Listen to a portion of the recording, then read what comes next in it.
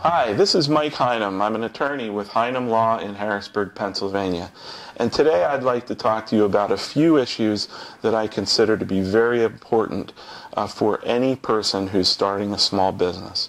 First of all, you should discuss with an attorney whether you want to choose an entity such as an LLC, a corporation, a partnership, or whether you're going to just be a sole proprietorship. Once you make that decision, then you have to make sure that you set up your accounts properly, get an employer identification number, likely from the IRS, and it's very important to set up different accounts. You should never, to the extent possible, commingle business assets, business cash, and personal cash. Pay personal expenses out of a personal account, pay business expenses out of a business account.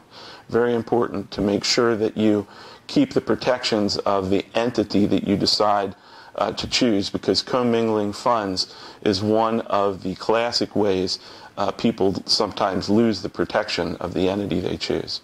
Also, make sure that you have adequate insurances in place. Are you going to need workers' comp insurance? Oftentimes, owners don't need to have workers' comp on them. Other employees generally do.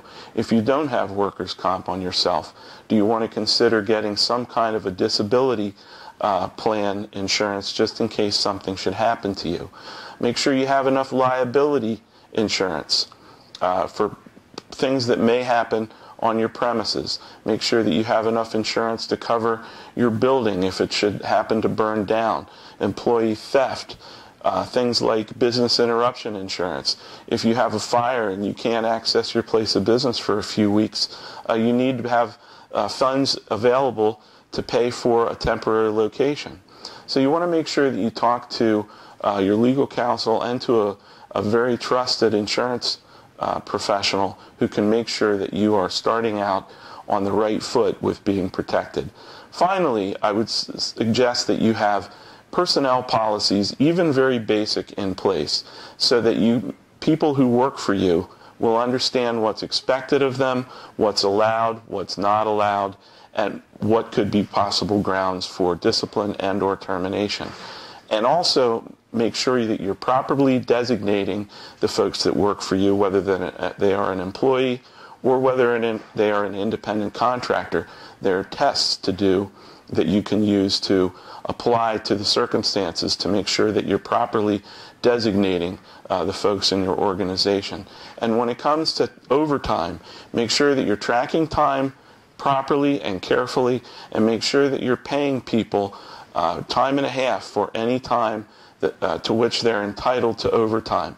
Failure to do so can be a huge liability, and even open you up to sanctions such as attorney fees and fines if you get brought up on some kind of a suit for not properly paying your employees.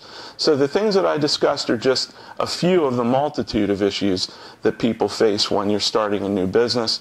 But if you'd like to speak to me regarding this or any other issue, please don't hesitate to call me.